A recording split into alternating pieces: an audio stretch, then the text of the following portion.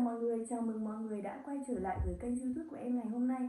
Thì hôm nay thì em sẽ hướng dẫn cho mọi người tô màu một bức tranh cô bé đang ngủ trưa. Và để tô màu được bức tranh này thì mình cũng đã chuẩn bị một quyển tập tô như thế này các bạn nhé. Đó, quyển tập tô này thì sẽ có phần vẽ mẫu ở trên này. Các bạn có thể tô theo phần vẽ mẫu này, hoặc là chúng mình có thể sáng tạo màu thêm các bạn, đúng không bạn?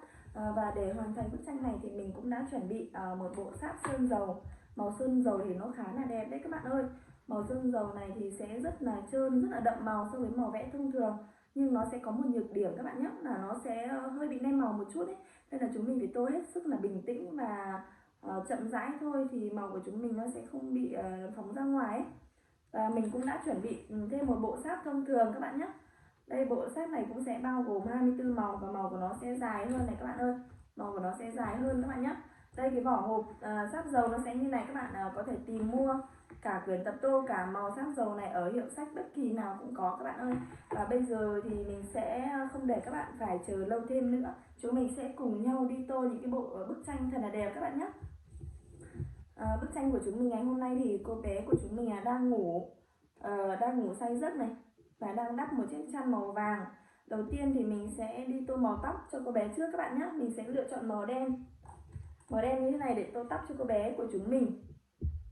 Để tô được màu mà không bị nem thì mình sẽ hướng dẫn cho các bạn cách tô như thế này các bạn nhé. Các bạn hãy vẽ một đường viền tóc, một đường viền chân tóc. Đó, một lát nữa vẽ xong thì mình sẽ rơi cho các bạn xem nhé. Đó, các bạn nhớ là vẽ chậm rãi thôi, bởi vì màu sơn dầu khá là trơn ấy. Nếu như mà bạn nào mới tập vẽ thì mình khuyên các bạn là nên lựa chọn những cái màu sáp thông thường thôi, bởi vì là màu sơn dầu này nó khá là trơn đấy. Đó, mình sẽ vẽ viền xung quanh cái mái tóc, cái mái đằng sau và cái mái đằng trước nhé các bạn nhé. Em bé của chúng mình ngày hôm nay mình nghĩ em bé trai rồi, bởi vì mái tóc ngắn đấy các bạn. Đây, mình đã vẽ xong phần chân viền rồi, mình sẽ rơi cho các bạn xem nhé. Đầu tiên là chúng mình sẽ vẽ cái phần chân viền như thế này, đúng không các bạn? Thì cái màu của mình khi mà mình tô ở bên trong này nó sẽ không bị phi ra ngoài, mà nó như kiểu có một hàng rào chắn, đúng không các bạn? Và bây giờ thì mình sẽ tiếp tục tô ở bên trong này nhé. Mình sẽ tiếp tục đi tô. Nếu như mà các bạn mà đã có màu vẽ rồi và đã có quyển tập tô rồi thì chúng mình hãy mang ra và cùng nhau hoàn thiện những cái bức tranh thật là xinh đẹp các bạn nhé. Đó, mình đã tô màu này, nó rất là đậm, rất là đẹp các bạn ơi. Đó, rất là đậm, chỉ tô một đường thôi là đã có màu rất là đậm rồi. Bình thường bút sáp thông thường thì chúng mình phải tô 2-3 lượt, đúng không? Thì với bút sáp màu sáp dầu này thì chúng mình chỉ cần tô một lượt thôi đã rất là đậm rồi.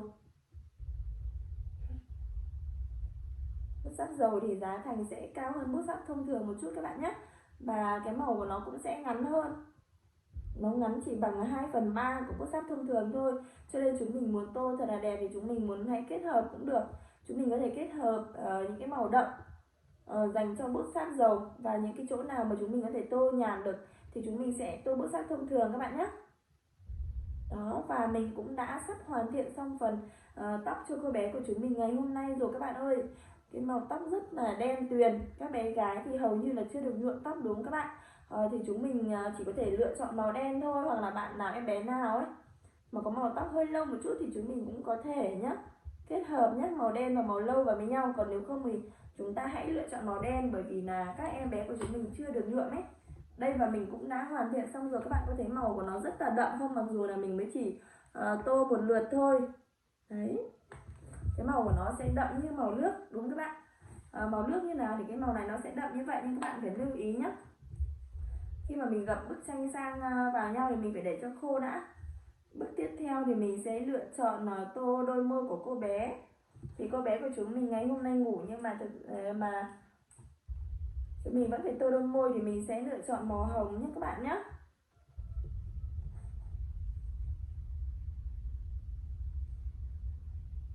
Ui, màu hồng hơi dính màu đen này. Đó.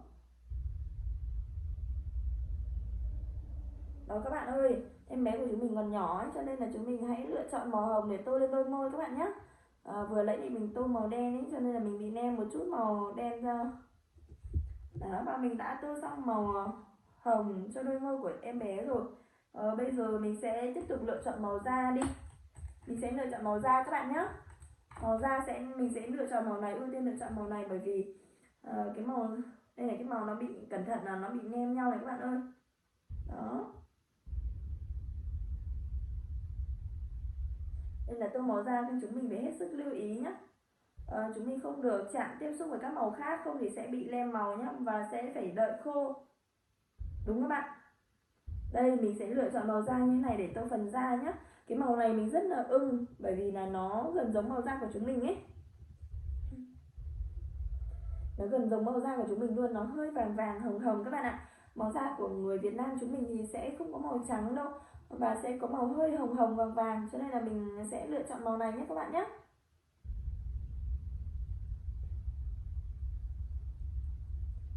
Hoặc các bạn mà thích thì các bạn có thể để nguyên màu trắng cũng được nhé.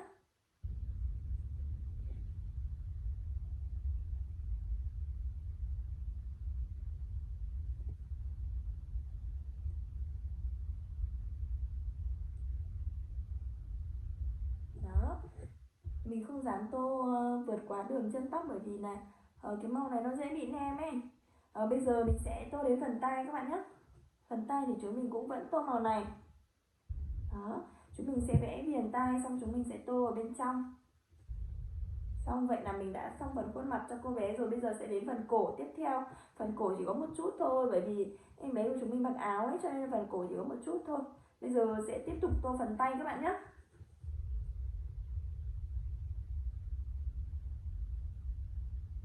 Sau khi mà chúng mình đã đi học buổi sáng rồi thì ở nhà mình nghĩ rằng bố mẹ cũng sẽ nấu cơm đúng không các bạn? Sau khi chúng mình đã ăn cơm trưa thì chúng mình sẽ ngủ trưa tầm 1 tiếng cho đến tiếng rưỡi để chúng ta sẽ bắt đầu một buổi học buổi chiều thật là tỉnh táo, đúng không các bạn? Hoặc nếu chúng mình mà không học buổi chiều thì mình cũng sẽ giúp cho buổi chiều của chúng mình tỉnh táo hơn, vui vẻ hơn, để chúng mình có thể vui chơi hoặc là học bài cũ, bài tập ở nhà, đúng không các bạn? Cho nên là trưa nào thì chúng mình cũng nên ngủ một giấc buổi trưa các bạn nhé. Và bây giờ thì mình đã sắp tô xong phần tay rồi. Đó, màu sắc dầu thì tô khá là nhanh.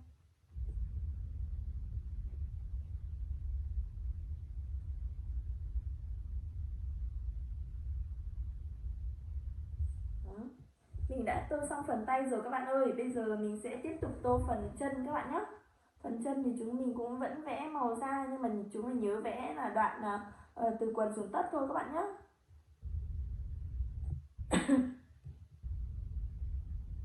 Đó, mình đã gần xong rồi. Mình đã gần xong màu da rồi các bạn ơi. Ui, một lát nữa mình sẽ cho các bạn xem. Đó, mình đã tô xong phần chân rồi, rất nhanh đúng không các bạn? Màu sắc dầu tô rất nhanh.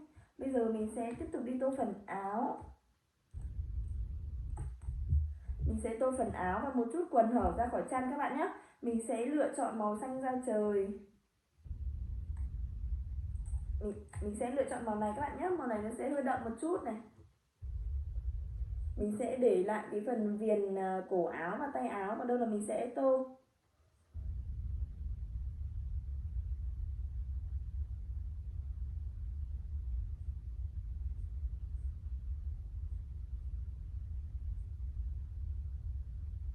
Đó. Em bé của chúng mình ngày hôm nay sẽ mặc màu áo màu xanh da trời các bạn nhé.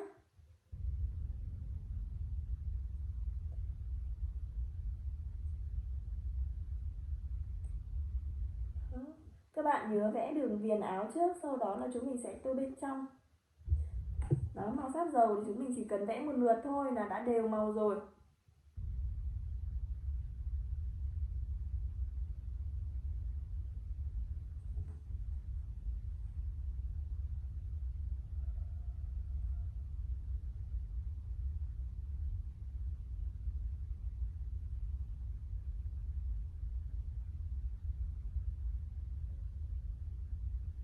Đó, mình đã xong phần áo rồi các bạn ơi. Bây giờ tiếp tục sẽ đến một chút phần quần hở ra khỏi chân các bạn nhé. Mình cũng sẽ sử dụng màu xanh này để hoàn thiện nốt Ôi em bé của chúng mình đã gần hoàn thiện rồi. Bây giờ mình sẽ vẽ đi phần tất đi. Mình sẽ lựa chọn màu gì nhỉ? Mình sẽ lựa chọn màu xám các bạn nhé. Chúng mình sẽ vẽ theo mẫu đi. Mình sẽ lựa chọn phần xám này để vẽ cho đôi tất của em bé của chúng ta. Các bạn hãy cùng chờ đợi nhé. Em bé của chúng mình ngày hôm nay đang có một giấc ngủ rất là ngon. Các bạn cũng nhớ là sau khi mà chúng mình đi học về, chúng mình phải ăn trưa thật là nhanh, sau đó là ngủ một giấc các bạn nhé, để nạp thêm năng lượng, đúng không các bạn? Chúng mình sẽ nạp thêm năng lượng để tiếp tục cho buổi học buổi chiều, hoặc là cho những hoạt động buổi chiều của chúng mình. Đó, mình đã tô xong rồi, nhanh rất. Hôm nay tôi mở sát màu rất là nhanh. Đã hoàn thành xong phần tất rồi các bạn ơi. Bây giờ sẽ tiếp tục đi hoàn thiện phần chăn các bạn nhé. Thì đường viền chăn thì mình sẽ sử dụng màu xanh. Chăn của chúng mình sẽ có hai đường viền ở hai bên cạnh chăn. Thì bây giờ mình sẽ sử dụng màu xanh để tô đường viền. Màu xanh là cây các bạn nhé. Các bạn nhớ chọn màu xanh là cây.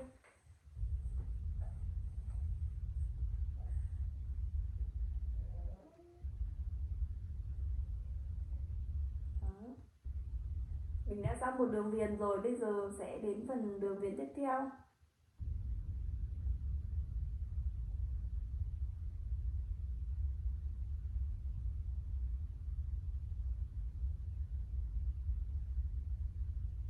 Vậy là xong phần đường viền tiếp theo rồi, bây giờ mình sẽ tiếp tục lựa chọn màu vàng đi.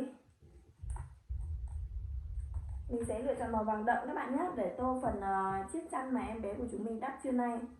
Thì mình sẽ lựa chọn màu vàng.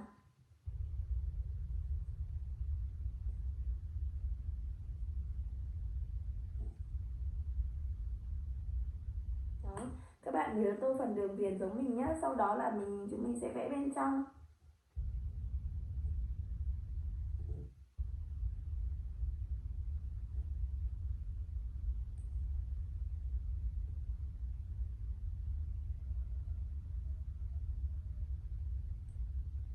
Mình nghĩ đây là mùa hè rồi, bởi vì là em bé của chúng mình đang đắp một chiếc chăn hè, đúng không các bạn? Chăn hè thì sẽ chỉ có phần đắp ở trên bụng thôi.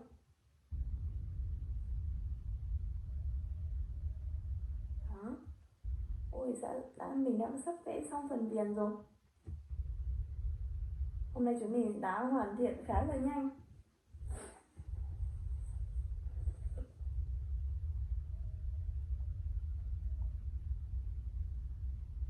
Đấy. Và mình cũng đã vẽ xong phần viền như này rồi các bạn nhé. Bây giờ mình sẽ tiến hành tô phần bên trong. Thì chúng mình cũng vẫn sẽ sử dụng màu vàng đi. Chúng mình nhớ tô thật đều tay vào, đừng để đem màu và đừng để loang lổ các bạn nhé. Thì bức tranh của chúng mình sẽ đẹp hơn.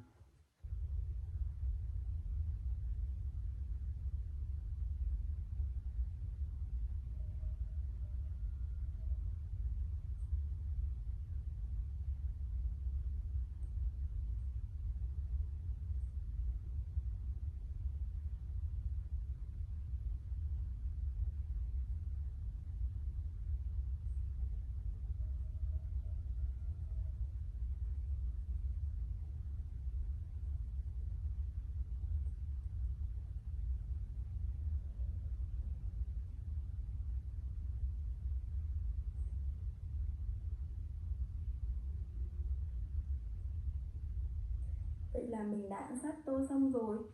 Bây giờ mình đã hoàn thiện xong rồi các bạn nhé.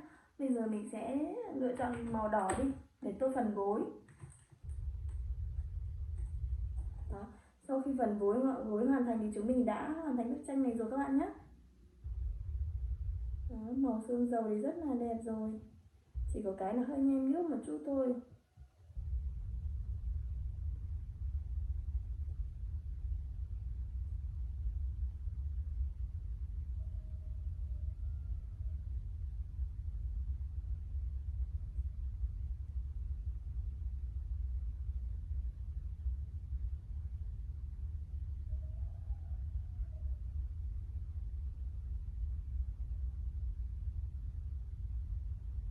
Đấy.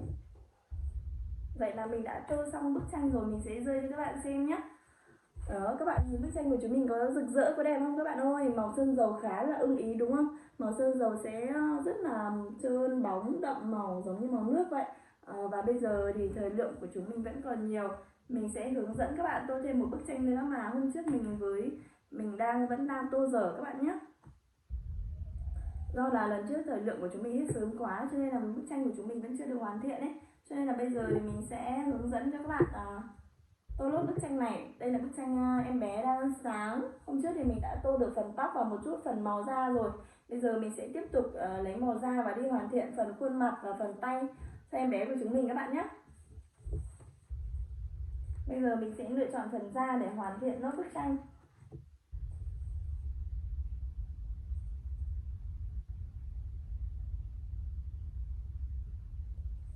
Chỉ một lát nữa thôi là mình sẽ cho các bạn xem hai bức tranh mà chúng mình đã hoàn thiện ngày hôm nay nhé. Xem là chúng mình có vẽ thật là nhanh và đẹp không. Đó.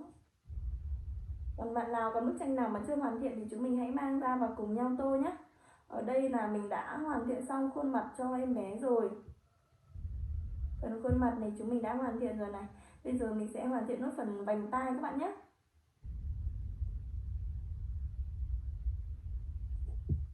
Đó.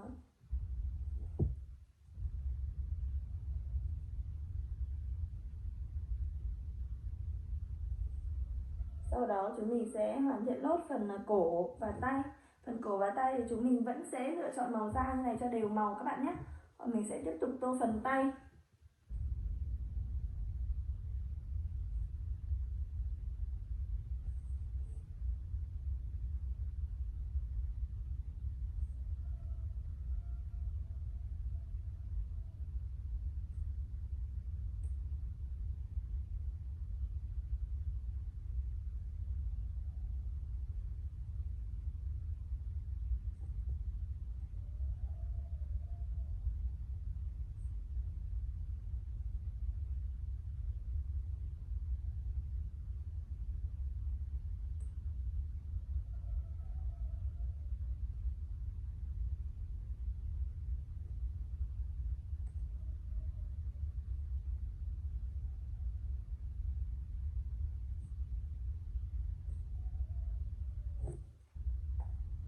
Vậy là chúng mình cũng đã hoàn thiện phần tay rồi. Bây giờ tiếp theo sẽ đến phần áo. Thì vừa nãy chúng mình đã vẽ viền áo màu trắng, áo màu xanh da trời. Thì bây giờ chúng mình sẽ lựa chọn một chiếc áo khác cho em bé của chúng mình vào buổi sáng các bạn nhé.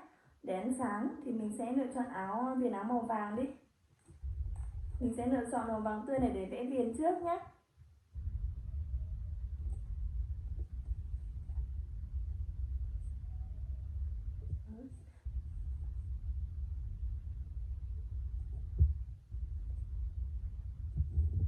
Tiếp theo thì mình sẽ lựa chọn màu xanh dương. Mình sẽ lựa chọn màu xanh dương như này các bạn nhé, để vẽ phần áo bên trong. Chúng mình vẽ phải cẩn thận bởi vì màu này khá là trơn ấy. Đó, mình sẽ tô từ từ từng chút một thôi. Vẽ viền nha các bạn ơi, vẽ viền xong là để cho nó không bị nem màu ấy. Nó nem màu ra nó rất là bẩn đấy, nó rất là bẩn mà bức tranh của mình sẽ nhìn rất là xấu. Cho nên chúng mình nhớ vẽ viền trước nhé. Sau khi mà vẽ viền rồi thì chúng mình tô bên trong thì sẽ không sợ nữa. Đó. Và chúng mình sẽ tô từng chút một thôi. Lúc vẽ viền thì mình phải cẩn thận một chút là được. Đó, sau khi mà viền chiếc áo chúng mình đã hoàn thành rồi. Đây, mình sẽ vẽ viền như thế này. Các bạn nhớ là tô viền thì phải tô chậm, cẩn thận. Vẽ như kiểu là cái phần bên ngoài hết, những cái phần mà chạm tiếp xúc này hoặc là phần bên ngoài các bạn nhé. Và bây giờ mình sẽ tiếp tục đi tô phần bên trong.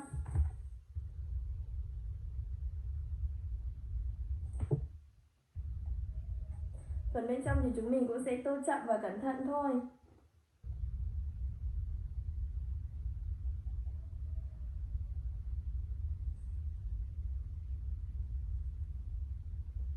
Bức tranh rất là đẹp rồi các bạn ơi, sắp hoàn thiện rồi, chờ một chút thôi là mình sẽ cho các bạn xem hai bức tranh của chúng mình ngày hôm nay luôn.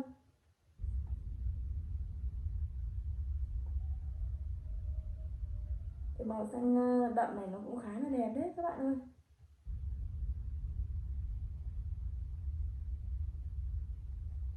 Sau khi mà hoàn thiện rồi thì các bạn nhớ để cho bức tranh của mình khô một chút thì các bạn hãy đóng vở vào nhé các bạn nhé, để cho màu bức tranh này nó đỡ bị nêm màu sang bức tranh khác.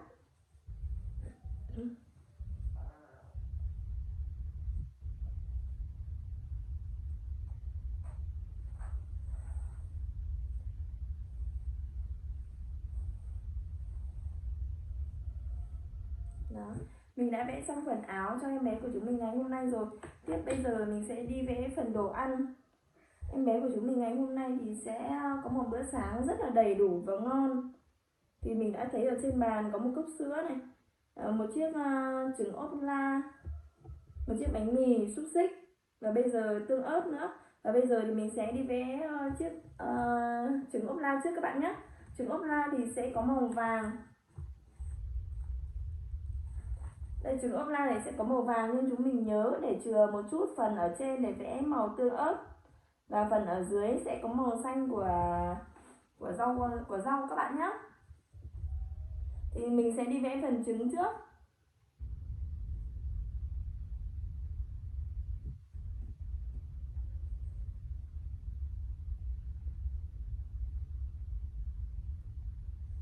Đã hoàn thiện xong phần trứng rồi, bây giờ sẽ đi vẽ phần tương ớt đi.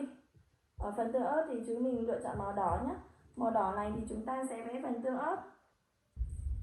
Phần tương ớt thì phần ở trên của quả trứng ốp nhé các bạn nhé. Và ở trong đĩa thì sẽ có hai hình chấm tròn, thì chúng mình cũng sẽ vẽ màu tương ớt vào cho em nhé các bạn nhé. Đó, chúng mình sẽ vẽ hai chấm này cũng bởi vì là cái chấm tương ớt này bạn nhỏ bạn ấy đổ ra đĩa để bạn ấy ăn xúc xích, đúng không các bạn? Vậy là xong phần tương ớt rồi. Bây giờ mình sẽ vẽ tiếp phần lá màu xanh. Phần lá mà em bé hôm nay của chúng mình ăn thì mình sẽ vẽ màu xanh non các bạn nhé, rau như kiểu rau lon ấy.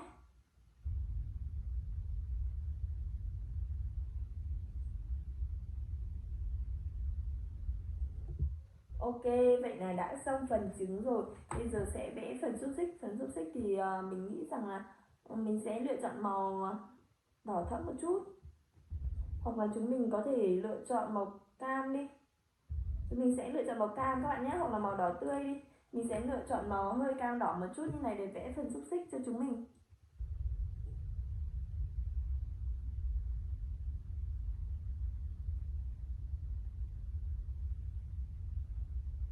Ok, vậy là hoàn thiện xong phần xúc xích và phần trứng rồi. Bây giờ sẽ đến phần bánh mì. Bánh mì mà hôm nay bé ăn sẽ là bánh mì màu nâu các bạn nhé.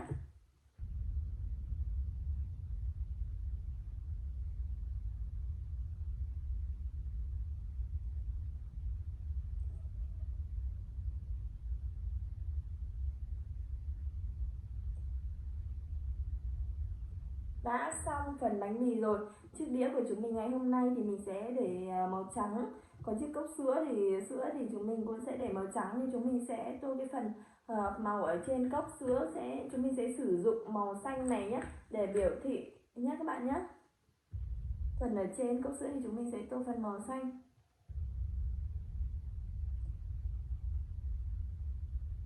Đó. Vậy là chúng mình đã xong phần cốc sữa rồi. Chúng mình sẽ tiếp tục đi tô phần dĩa. Dĩa ăn thì mình cũng lại lựa chọn màu xanh này đi để tô phần cán nhé các bạn nhé. Xong phần cán rồi thì chúng mình lựa chọn màu xám để tô phần dĩa.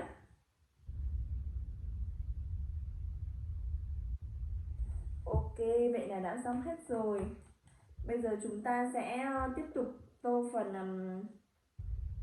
cái bàn ăn, những cái giấy mà để trải bàn đấy các bạn, để khi mà mình đựng đồ ăn lên trên nó sẽ không bị rớt ra bàn, đúng không các bạn? Thì mình sẽ lựa chọn màu vàng nhé.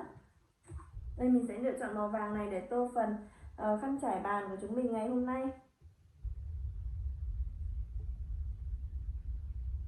Em bé của chúng mình có một bữa ăn sáng khá là đầy đủ, đúng không các bạn? Một bữa ăn sáng bao gồm trứng, xúc xích, bánh mì và sữa, khá là đầy đủ.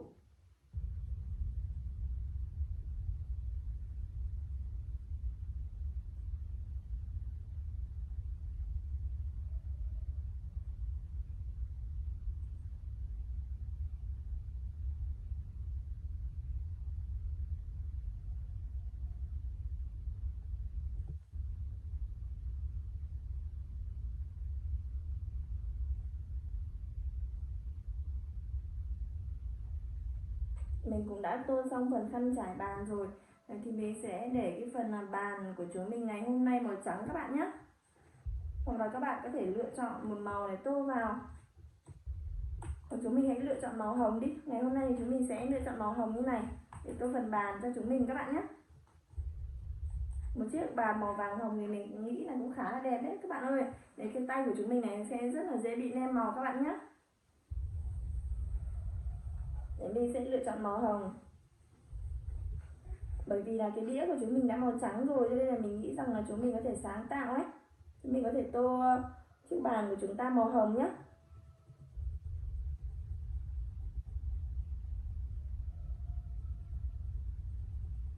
Để khiến cho bức tranh trở nên đẹp đẽ hơn. Đó.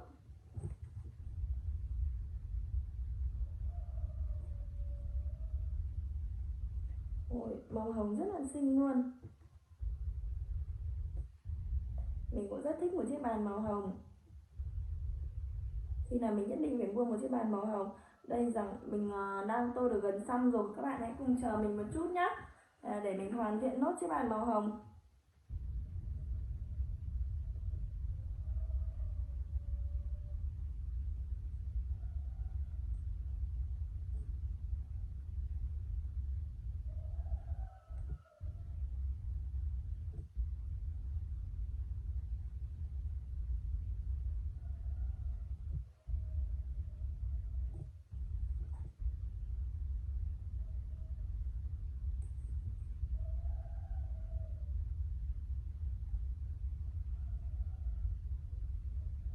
Và đến xúc xích thì mình nghĩ rằng có một số bạn sẽ cảm thấy đói đúng không?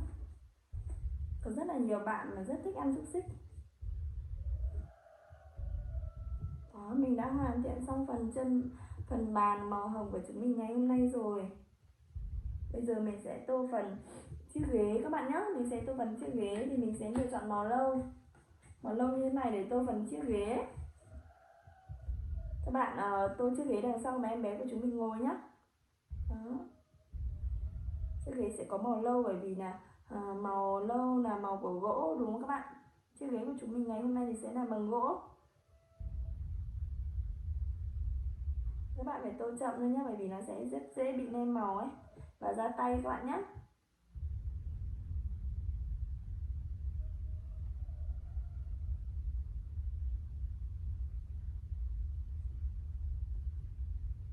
Mình đã xong một phần bên chiếc ghế rồi, bây giờ mình sẽ tô phần còn lại. Thì là bức tranh của chúng mình ngày hôm nay sẽ hoàn thiện.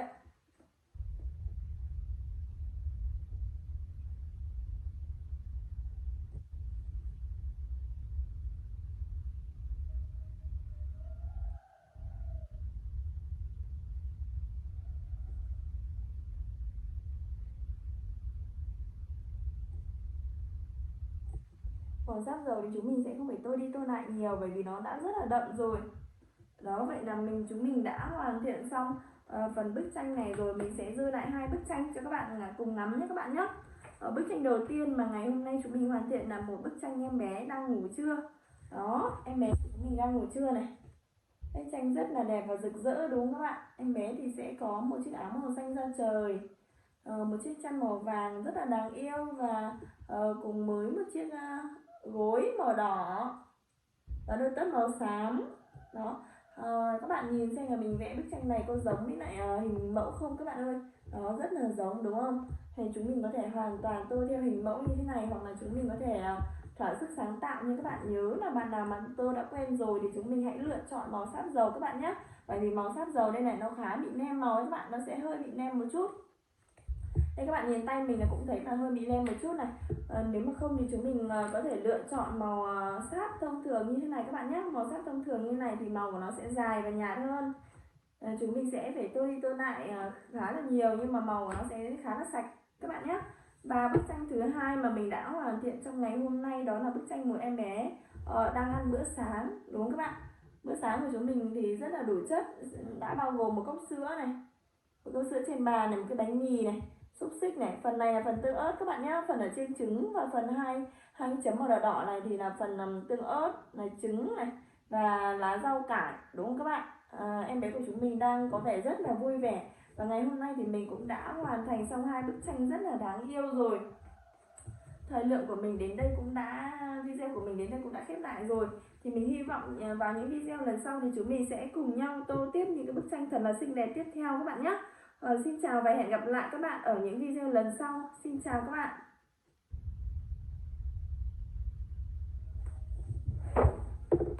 Các bạn, chào mừng các bạn đã quay trở lại với kênh YouTube của mình ngày hôm nay. Ngày hôm nay thì mình sẽ hướng dẫn cho các bạn tô một bức tranh về chú hổ, một bức tranh về một chúa tể của rừng xanh, đúng không các bạn? Nói đến chúa tể rừng xanh thì các bạn cũng biết ngay đó là một chú hổ hoặc là một chú sư tử, đúng không? Bây giờ thì để chuẩn bị vẽ bức tranh này thì mình cũng đã chuẩn bị một quyển tập tô như thế này các bạn nhé. Quyển tập tô thì phần phía bên này sẽ là bức tập tô mà chúng mình tô, và phía bên này sẽ là phần vẽ mẫu. Thì chúng mình hoàn toàn có thể vẽ theo mẫu hoặc là vẽ theo sự sáng tạo mà chúng mình đã nghĩ, đúng không các bạn? Để hoàn thành bức tranh này thì mình cũng đã chuẩn bị sẵn một hộp bút màu như này. Một hộp bút màu Doraemon sẽ bao gồm 24 màu các bạn nhé. Bộ này sẽ là bộ sáp thông thường. Đó, và bây giờ mình sẽ mở ra cho các bạn xem. Đây, cái bộ sáp 24 màu của chúng mình sẽ như thế này, đúng không các bạn? Màu này thì mình cũng đã tô và nó cũng đã hơi bị tròn tròn cái đầu này rồi. Và ngoài ra thì mình cũng còn chuẩn bị thêm một bộ sáp cũng của Doraemon, như là sẽ là bộ sáp dầu các bạn nhé. Đó, chúng mình hoàn toàn có thể mua những cái bộ tập tô như thế này hoặc là những cái màu sáp như thế này ở hiệu sách. Và bây giờ thì sẽ không phải chờ lâu thêm nữa, chúng ta sẽ bắt tay đi vào để hoàn thiện bức tranh của chúng mình ngày hôm nay. Đầu tiên thì đây mình sẽ dở cái phần vẽ mẫu này ra, chúng mình hoàn toàn có thể vẽ theo cái phần vẽ mẫu này các bạn nhé. Đầu tiên thì chúng mình sẽ đi vẽ đám mây trước đi các bạn ơi. Đám mây thì chúng mình theo các bạn thì đám mây sẽ có màu gì nhỉ? Theo mình thì đám mây sẽ có màu xanh và mình sẽ lựa chọn màu xanh da trời các bạn nhé, để mình vẽ đám mây. Bức tranh của chúng mình thì sẽ có 2 đám mây và mình sẽ đi hoàn thiện từng đám mây một. Các bạn nhớ là tô màu sáp thường này thì các bạn nhớ tô đi tô lại 1-2 lần các bạn nhé, để cái màu của mình nó đậm hơn ấy.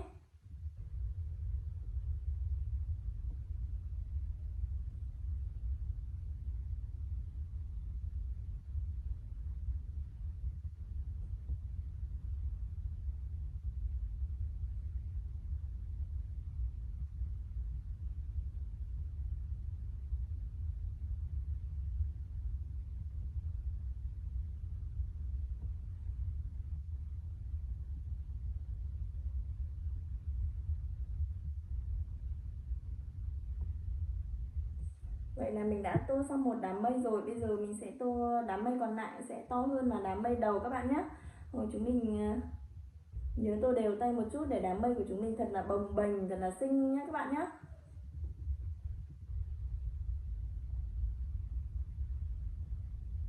Một đám mây màu xanh da trời. Đó.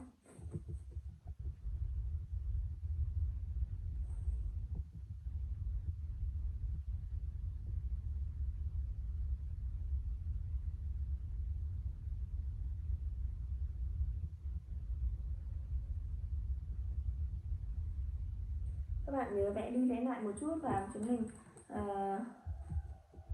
tô đừng để bị loang đổ cái màu trắng và giữa màu xanh và màu trắng các bạn nhé. Chúng mình đều màu, vẽ lại thêm một lần nữa để cái màu của chúng mình sẽ đẹp hơn.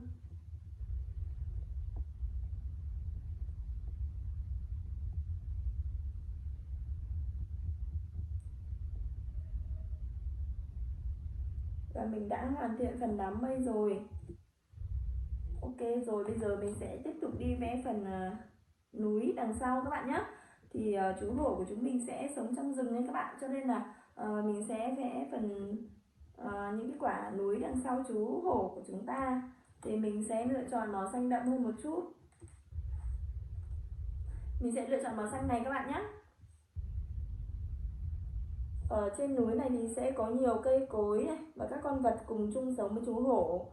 Nhưng chú hổ của chúng mình ngày hôm nay nhìn vẻ mặt sẽ không hung dữ đâu các bạn ơi, nhìn vẻ mặt rất là hiền và đang suy tư một điều gì đó.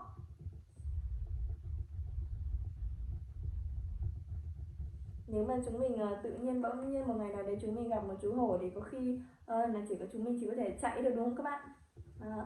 Nhưng ngày hôm nay thì chúng mình đã được vẽ hình của chú hổ rồi. Chúng mình cũng đã được tiếp xúc qua báo đài này, tivi này, sách vở khá là nhiều rồi, đúng không các bạn? Còn thực tế để tiếp xúc trực tiếp thì mình nghĩ rằng là chỉ có một số bạn được đi, các bạn có thể đi gọi là khu vui chơi hoặc là vườn bách thú. Các bạn có thể tìm gặp những chú hổ ở vườn bách thú các bạn nhé. Tuy nhiên là ở vườn bách thú thì những chú hổ của chúng mình đã được thuần rồi. Những chú hổ của chúng mình đã được thuần rồi, cho nên là các bạn hoàn toàn có thể yên tâm. Và ở vườn bách thú thì cũng đã có những song sắt bảo vệ bên ngoài, cho nên là chúng mình chúng mình cứ yên tâm là an toàn các bạn nhé. Đó, mình đã sắp tô xong phần một quả núi rồi. Cái màu này thì mình sẽ tô nâu hơn là cái màu sáp dầu một chút. Đó các bạn ơi, đã gần xong một quả núi rồi.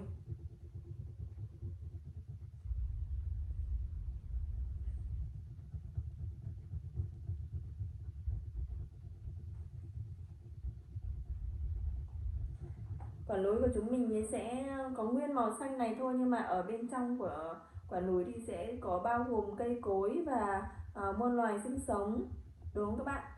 Thì sẽ có khỉ, có báo này, có chim, có khỉ, có sóc này, có rất là nhiều con vật cùng sinh sống. Và dường như là chú hổ của chúng mình là chúa tể rồi, và sẽ không sợ hãi một con nào cả. Đó, mình đã tô xong, gần như tô xong phần quả núi thứ hai rồi các bạn ơi.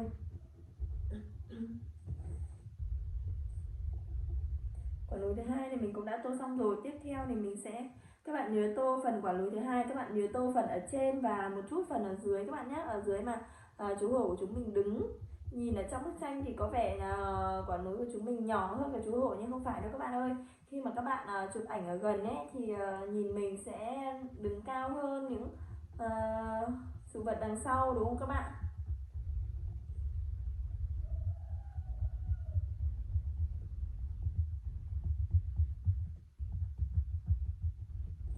Đây,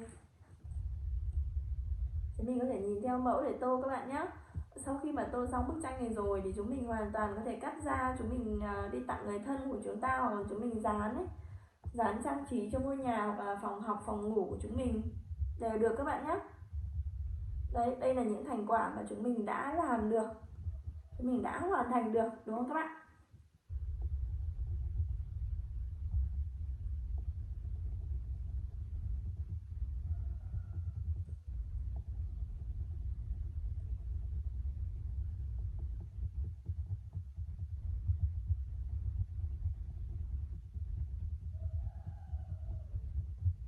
Vậy là mình đã tô xong phần quả núi ở đằng sau rồi các bạn ơi. Một chút nữa thôi thì mình sẽ cho các bạn xem các bạn nhé.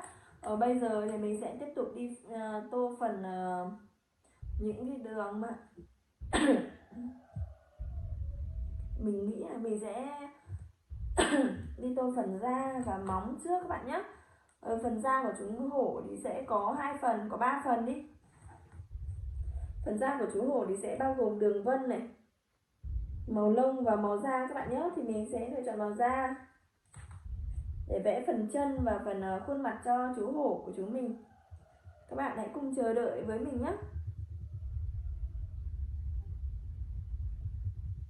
Đó.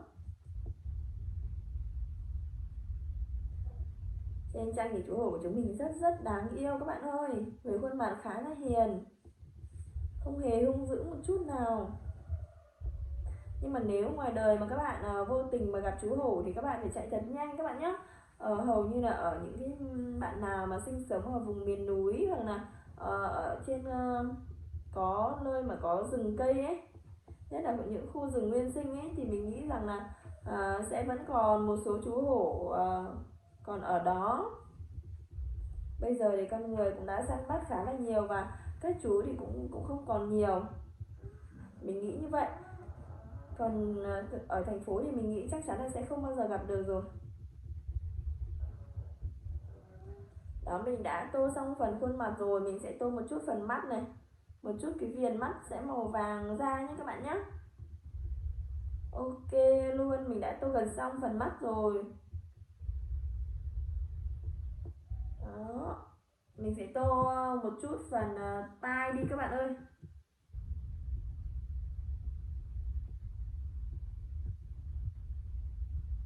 Ở trên hình mẫu thì tác giả cũng đã tô sẵn cho mình những đường vân màu đen rồi.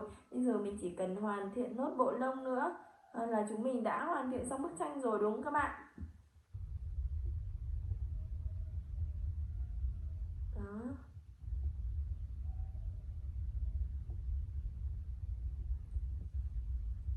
Hoàn thiện xong phần khuôn mặt màu vàng thì chúng ta sẽ đi hoàn thiện phần móng các bạn nhé. Mà phần móng thì cũng có phần móng ở dưới, thì chúng mình cũng sẽ lựa chọn màu vàng da đi. Đó. Những cái móng tròn.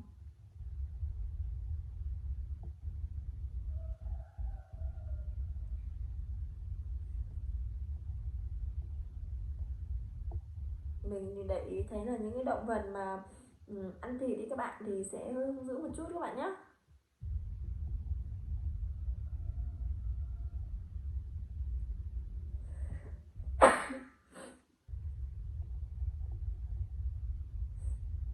Những động vật mà ăn thịt thì sẽ hơi hung dữ hơn là những động vật ăn cỏ. Hổ thì là một trong số những mà động vật mà ăn thịt các những con vật khác nhỏ hơn các bạn nhé. Cho nên là hổ của chúng mình khá là hung dữ đấy.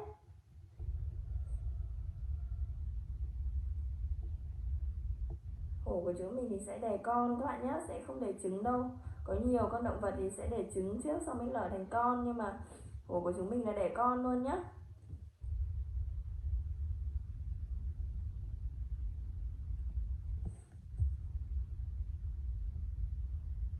Chúng mình vẽ thì nhớ đều tay nha các bạn ơi. Màu sát thì chúng mình nhớ tô đi tô lại thêm 1-2 lần nữa để cho cái màu của nó đều ấy, đều và màu vàng sẽ đậm hơn các bạn nhé. Đó, các bạn nhớ là tô cho thật kỹ này, đều tay này. Một lát nữa sẽ xem là bức tranh của chúng mình ai sẽ vẽ đẹp hơn ai các bạn nhé, và ai sẽ vẽ nhanh hơn. Mình thì mình đã gần hoàn thiện xong phần móng rồi. Và phần đuôi, phần đuôi thì một lát nữa thì mình sẽ tô màu lông đi.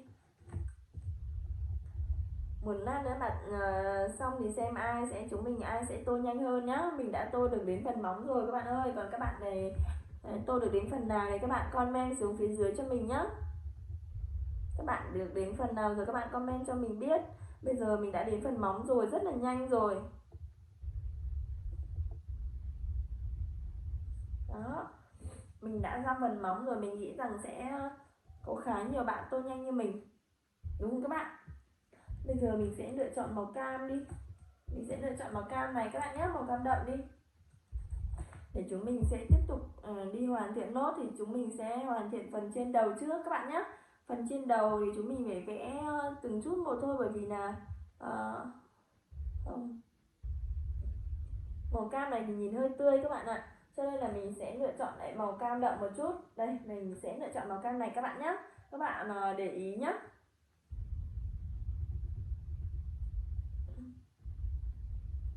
Thì mình sẽ tô phần mồm cho chú hổ trước này. Đó, thì mình sẽ tô phần mồm trước. Ôi, một chú hổ nhìn không hung dữ một chút nào, khá là xinh luôn, rất là đáng yêu. Giá như một chú hổ ngoài đời chúng mình cũng sẽ hiền dễ thương như này thì tốt. Bây giờ thì mình đang sắp hoàn thiện xong phần vẽ khuôn mặt rồi.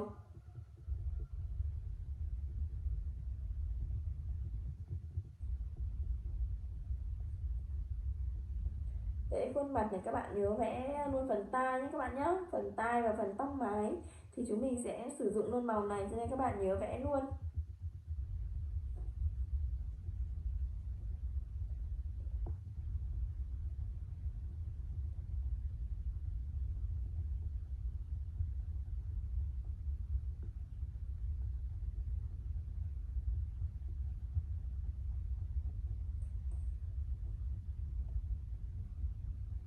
Vậy là đã sắp xong phần đầu rồi các bạn ơi. Mình đã sắp xong rồi. Không Không biết là các bạn đã xong chưa, nhưng mà mình đã xong phần đầu rồi các bạn nhé. Bây giờ mình sẽ tiếp tục đi tô phần mình. Thì mình sẽ vẫn lựa chọn màu này các bạn nhé. Sau khi mà chúng mình hoàn thiện tranh rồi thì chúng mình nhớ xem lại bức tranh và những chỗ nào mà còn thiếu thì chúng mình sẽ hoàn thiện, đúng không các bạn? Bây giờ mình sẽ tiếp tục đi tô phần mình cho chú hổ của chúng ta ngày hôm nay. Các bạn nhớ một tay các bạn giữ trên quyển vở tập tô này, và một tay thì chúng mình sẽ tô các bạn nhé, để tránh quyển vở tập tô của chúng mình bị xê dịch.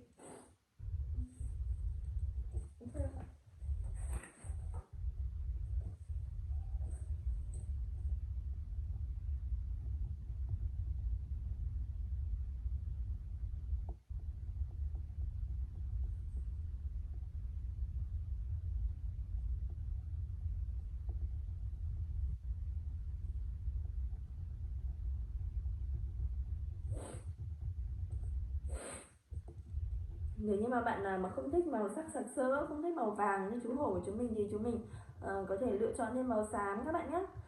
Các bạn có thể lựa chọn màu xám, màu vàng cam, hoặc là màu vàng tươi cũng được các bạn nhé. Nhưng mà các bạn không nhưng mà khi mà chúng mình tô màu ấy thì chúng mình cũng lựa chọn những màu sắc phù hợp thôi, chứ không phải là màu nào cũng phù hợp các bạn nhé. Các bạn không thể tô màu một chú hổ màu xanh này, không thể tô màu một chú hổ màu đỏ, đúng không các bạn, hoặc màu tím.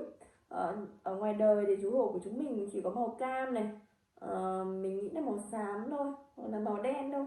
Cho nên các bạn hoàn toàn có thể tô màu theo 3 lựa chọn đấy các bạn nhé.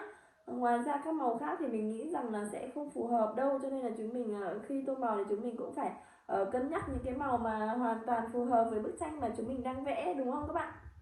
Ở ngoài đời nữa chúng mình cũng phải so một chút rồi nhá các bạn nhá. Mình hiện tại thì mình đang tô phần chân rồi, mình nghĩ rằng sẽ hoàn thiện rất là nhanh thôi. Đó, được mình đang vẽ phần chân được 2 chân rồi.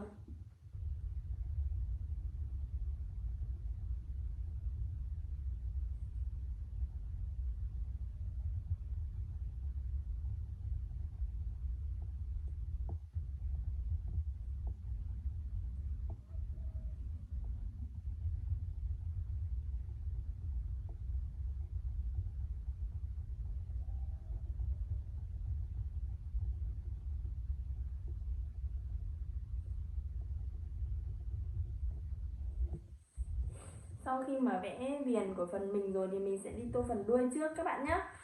Phần đuôi chú hổ của chúng mình có một chiếc đuôi khá là dài cong, cũng có phần viền màu đen các bạn nhé, có phần vằn đấy.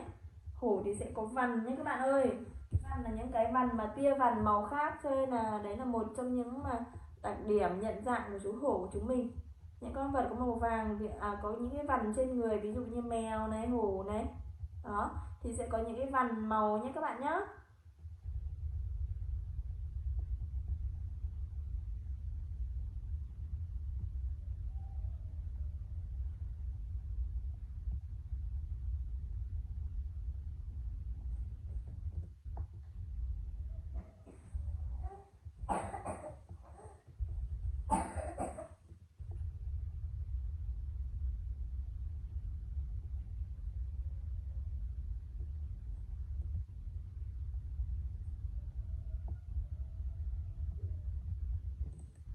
Vậy là mình cũng đã hoàn thiện xong phần vằn rồi các bạn ơi. Bây giờ mình sẽ phần đuôi rồi.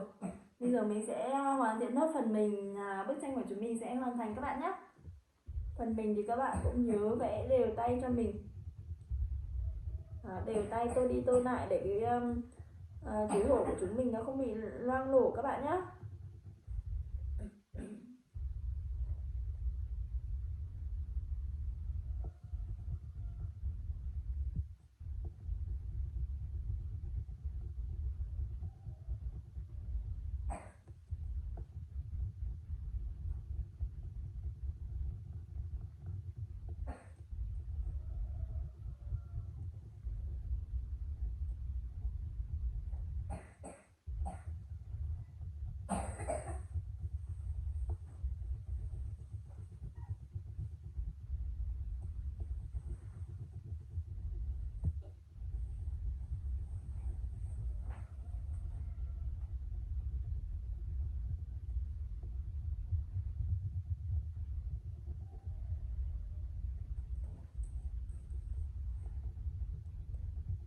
Đó, mình đã tô được một phần rồi, còn một chút nữa thôi là bức tranh đã hoàn thiện rồi. Đó.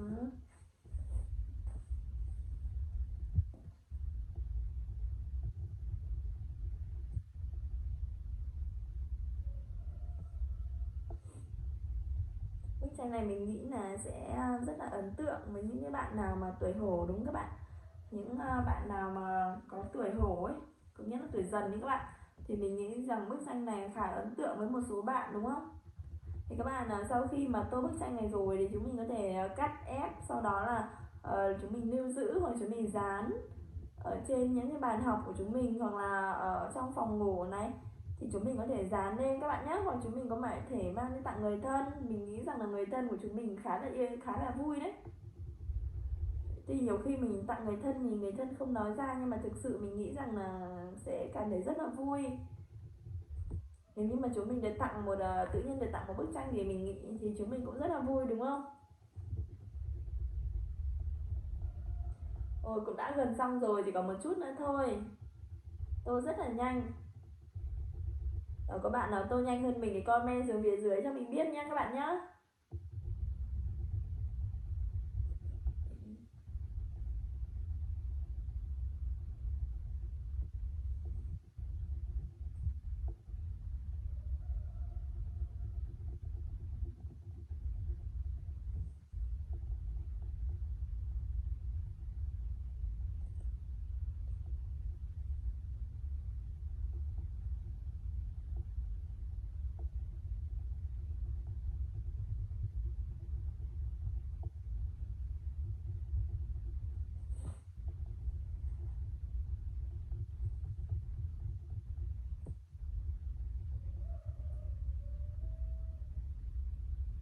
Bức tranh màu của mình rất là đẹp rồi các bạn ơi.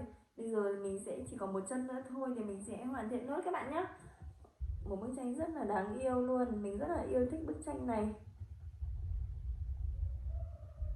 Đó, các bạn nhớ là phải đều tay, và sau khi mà chúng mình đã hoàn thiện rồi thì chúng mình hãy tiến hành cùng nhau kiểm tra lại bức tranh một lần nữa các bạn nhé. Chỗ nào mà mình tô chưa được đều màu này, hoặc là chỗ nào mà còn thưa này, đây có những chỗ mà màu hơi đậm, có những chỗ màu hơi nhạt đấy các bạn, thì chúng mình sẽ tiến hành đi chỉnh sửa lại để bức tranh của chúng mình sẽ hoàn hảo hơn các bạn nhé. Bây giờ thì mình cũng đã sắp hoàn thiện xong phần chân rồi, sau đó là mình sẽ kiểm tra lại một lượt và hoàn thiện nốt những cái phần mà mình tô chưa được đẹp cho lắm ấy.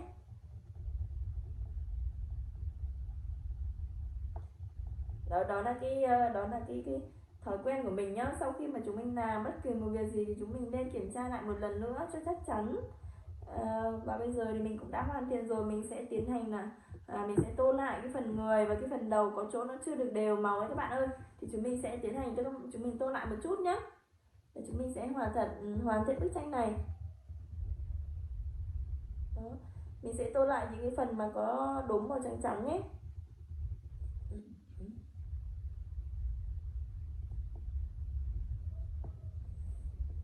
Hoặc mà bạn nào mà yêu thích bức tranh này thì các bạn có thể comment cho mình hoặc là nhắn cho mình các bạn nhé, để mình sẽ gửi tặng các bạn luôn nếu mà các bạn thích ạ. Bây giờ thì mình sẽ hoàn thiện lốt, chỉ còn một chút nữa thôi. Và bức tranh chú hổ của chúng mình đã hoàn thiện. Có vài chỗ nó hơi được trắng hoặc là chưa được đều với các bạn, có chỗ thì nó hơi đậm, có chỗ thì hơi nhạt đấy, chúng mình sẽ tiến hành tô lại một chút nữa. Đó, cái màu sắc thông thường này thì nó sẽ không đậm như cái màu sắc dầu, nhưng mà nó sẽ có một ưu điểm là khá là sạch các bạn nhé, khá là sạch và nó sẽ không bị nem màu nhiều, cho nên mình cũng vẫn rất là thích màu này. Các bạn tô thì nhớ các bạn là tô chậm một chút là được, xong là các bạn cẩn thận là được đấy các bạn nhé. Đây này, mình đang tô lại một chút đây này, mình tô rất cẩn thận rồi mà mình vẫn phải chỉnh sửa một chút. Nếu như mà các bạn mà tô không cẩn thận, để đến lúc khi kiểm tra lại bức tranh thì chúng mình sẽ phải chỉnh sửa lại rất là nhiều, cho nên là trong quá trình mà chúng mình tô thì chúng mình nhớ là tô chậm thôi, và thật là đều tay các bạn nhé.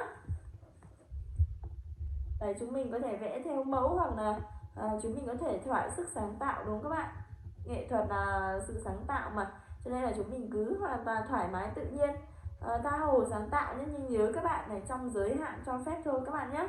Nếu chúng mình mà sáng tạo ra một con hổ màu đỏ thì mình nghĩ rằng sẽ không phù hợp, hoặc một con hổ màu màu xanh đi cũng sẽ không phù hợp đâu các bạn nhé. Hổ của chúng mình đa số là màu cam, màu vàng, màu xám, màu đen các bạn ơi, và sẽ không có những cái màu sặc sỡ như màu xanh lá cây rồi các kiểu các bạn nhé. Đây mình đã sắp hoàn thiện rồi, chỉ còn một chút nữa thôi. Các bạn hãy cùng chờ đón bức tranh chú hổ của mình các bạn nhé. Chỉ còn một chút nữa thôi là mình sẽ vẽ xong bức tranh chú hổ các bạn.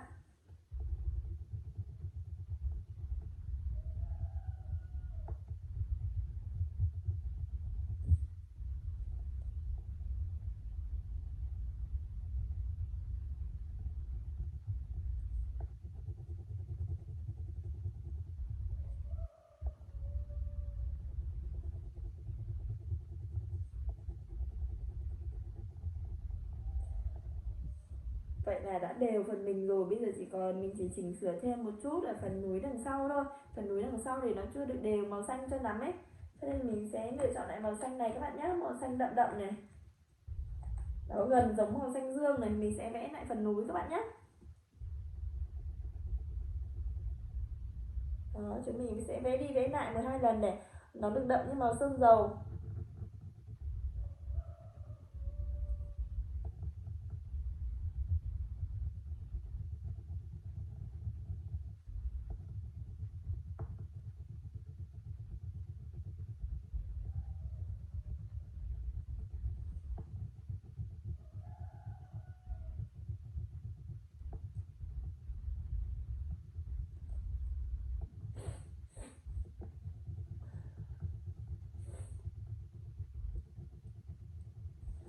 Rồi, chỉ còn chỉnh sửa chỗ này một chút nữa thôi là bức tranh của chúng mình đã hoàn thiện rồi. Các bạn cùng chờ mình nhé. Các bạn hãy cùng chờ đợi với mình. Và nhớ là khi mà các bạn hoàn thiện bức tranh rồi thì kiểm tra lại một lần nữa để bức tranh của chúng mình sẽ hoàn hảo hơn.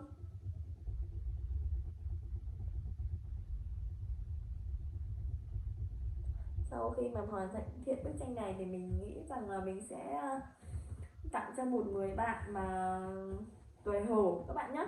Mình sẽ tặng cho một người bạn tuổi hổ, bởi vì bức tranh của chúng mình ngày hôm nay khá là đáng yêu và không có nét hung dữ, đúng không các bạn?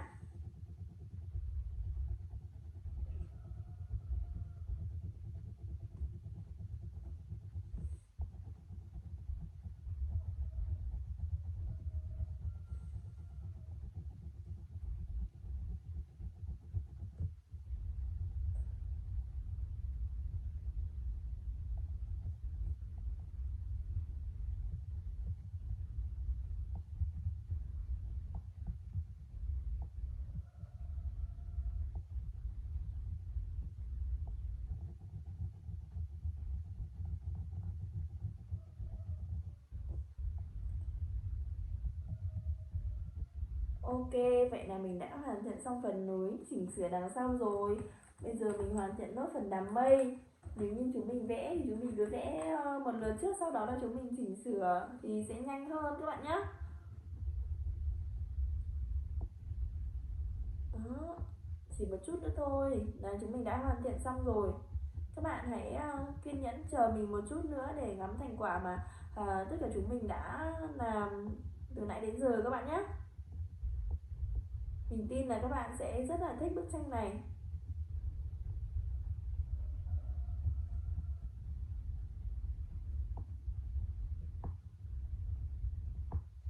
Màu sắc này thì khá là nhạt đấy, cho nên chúng mình phải tô đi tô lại một chút, sau đó là chúng mình vẽ cẩn thận để màu nó không bị lem. Còn khi mà chúng mình đã bị lem một chút rồi thì chúng mình cũng nhớ là chỉnh sửa làm sao cho cái phần đấy nó hợp lý một chút các bạn nhé. Đó, thì sẽ không bị ấy nữa. Đó, bây giờ mình sẽ chỉnh sửa một chút phần da đi để cho bức tranh nó hoàn thiện hơn.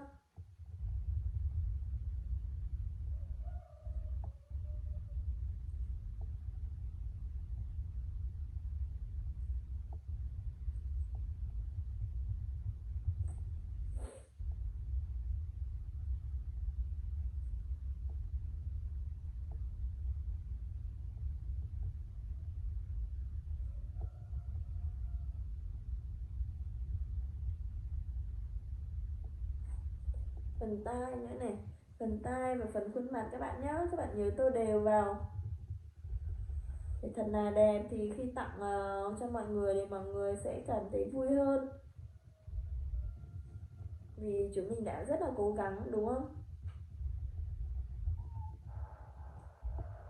Đó, màu sáp mà khá là đẹp nhé các bạn ơi. Bây giờ thì mình sẽ cho các bạn xem thành quả mà chúng mình đã hoàn thiện từ nãy đến giờ các bạn nhé. Đây sẽ là bức tranh chú hổ này. Các bạn có thấy giống với lại hình bên không các bạn ơi? Màu của chúng mình thì sẽ hơi sặc sỡ hơn một chút đúng không các bạn? Màu của chúng mình thì sẽ hơi sặc sỡ một chút, màu vàng cam này thì hơi đậm hơn một chút này. Đấy, ngọn núi màu xanh để đậm hơn một chút này. Và chú hổ của mình thì có khuôn mặt rất là hiền. Mình sẽ đưa gần cho các bạn xem cùng ngắm các bạn ơi. Đây này, đây là bức tranh của chúng mình màu hổ nhưng khá là xinh và đều màu các bạn. Đều màu, không để những cái phần loang lổ hoặc trắng các bạn nhé. Và video của mình ngày hôm nay thì cũng khép lại tại đây rồi. Mình hy vọng rằng những video lần sau thì các bạn sẽ ủng hộ cho mình và sẽ cùng với mình hoàn thiện những bức tranh mà đẹp hơn nữa, và sẽ không bị nem màu chút nào nữa. Và bây giờ thì xin chào và hẹn gặp lại các bạn ở những video lần sau. Xin chào.